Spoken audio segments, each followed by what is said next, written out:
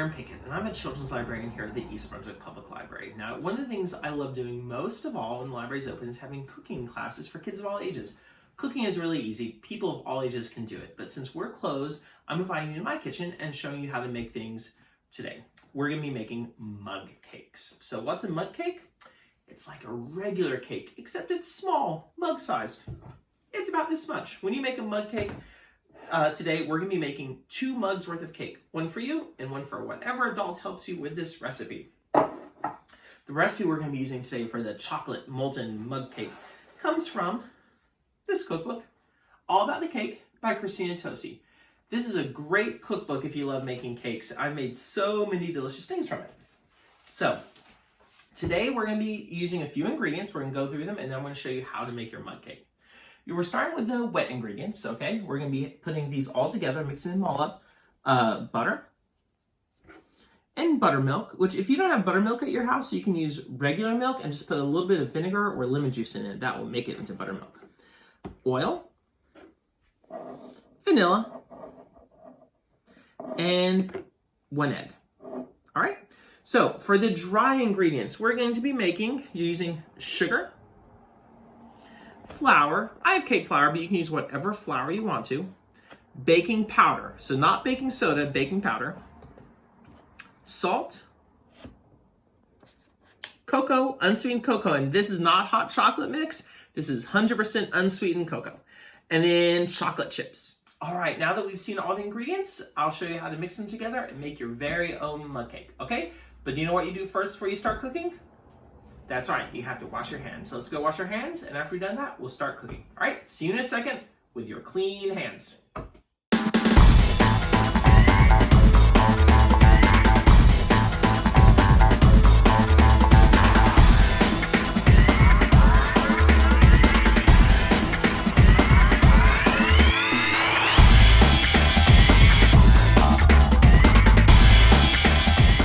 Are our hands now clean? Excellent. Okay, so it's ready to get started. Okay, first we're gonna mix all the wet ingredients together, all right? So we're gonna go adding them one at a time. First, we're gonna be starting with the butter. 2½ tablespoons of melted butter.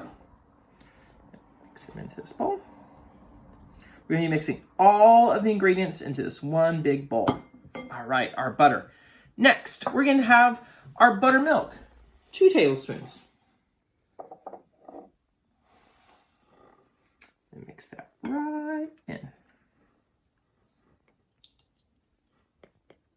All right. Next, our oil. So we're going to need 1 tablespoon and 1 teaspoon of oil.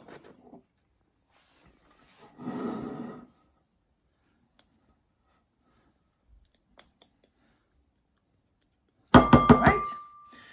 Our last 2 ingredients are 1 egg. And again, if you're not really great at cracking eggs, I'd sort of suggest you crack into a small bowl first to make sure you don't get any shell in it, and then dump it into your mixture. There we go. Get all that on. Oh, it looks good. Great. And just dump this 1 egg in. All right. And last but not least, our vanilla extract. So we're going to need 1/4 teaspoon of vanilla extract. Great. So here's what your mixture should look like. So we're just going to use a whisk or a spatula, mix it up together. And once everything's all mixed together, we're going to get the dry ingredients ready. So we'll see you in 1 second. Okay, so let's start with our flour. We have 1/3 cup plus 2 teaspoons of flour. I'm going to just dump that in here. All right. Next, we're going to do sugar. We have 1/2 cup of sugar. There we go. Put that in there. All right. We're going to have 2 tablespoons. That's what a capital T means. If you see a capital T when you're cooking, it means a tablespoon. So 2 tablespoons plus 2 teaspoons of cocoa powder.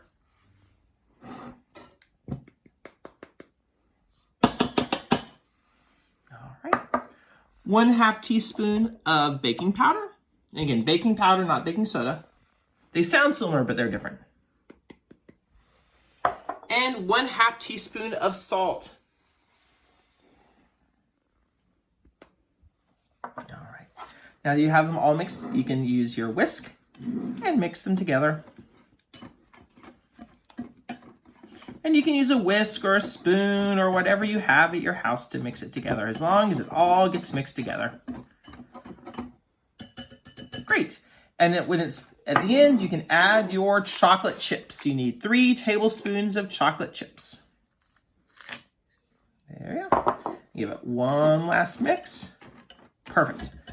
Now we're ready to add the wet ingredients and dry ingredients together. So let me pull my wet ingredients back.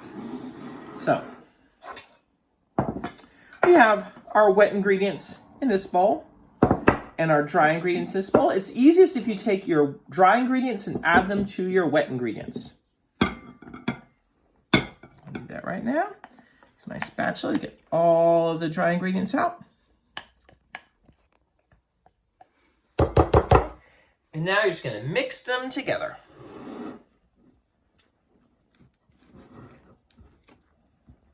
Just like this. Does this look delicious? It does to me. And the best part of this is going to be ready in just about 60 seconds. That's how long it takes to make it in a microwave. So if you can't wait to eat your mug cake, don't worry, you are almost there. So you just keep mixing till you see there's no more dry spots.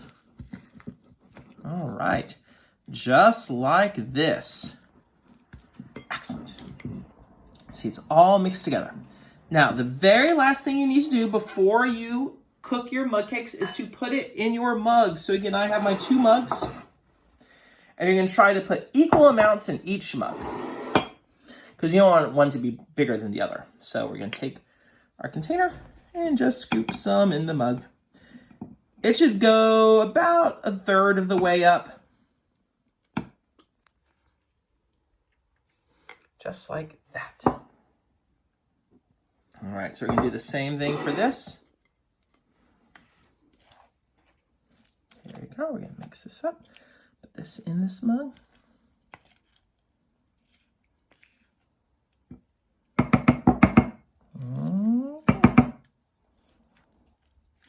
So now that you have your mug cake mixed up and put in your mug, the last thing you have to do is cook it in the microwave. So we suggest you cook it for 60 seconds and then see if it's done. If it's not done, you can put it in for about 15 seconds more, one at a time until it's totally done. You shouldn't have to cook it more than 2 minutes. You'll know it's done when it looks puffy and the top looks mostly dry. So I'm gonna put it in and I'll see you again when it's done.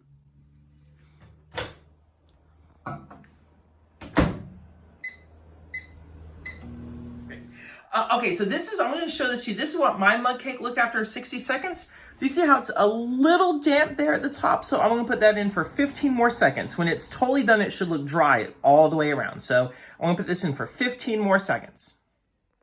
All right, so this is what our mug cake should look like when it's entirely done. Now, even though that looks delicious, you need to wait at least 1 minute before you eat it to give it time to cool down. Now, before you eat it, just so you know, you can put extra stuff on it if you want to. It's delicious as is, but if you want to make homemade whipping cream, which is really easy, it's heavy whipping cream that you just mix together with a mixer, stand mixer, or a hand mixer until it's like light and fluffy. You can make chocolate fudge sauce. You can put nuts. You can put whatever you like to on it, but it is delicious as is. So again, just wait for 1 minute and we'll dig in and see how it tastes. Okay, good job. You waited at least 1 minute. Now, for doing that, you deserve to take a bite of this. So do you want to see what it tastes like? Let's dive in together, all right? That's what it looks like. See how it tastes.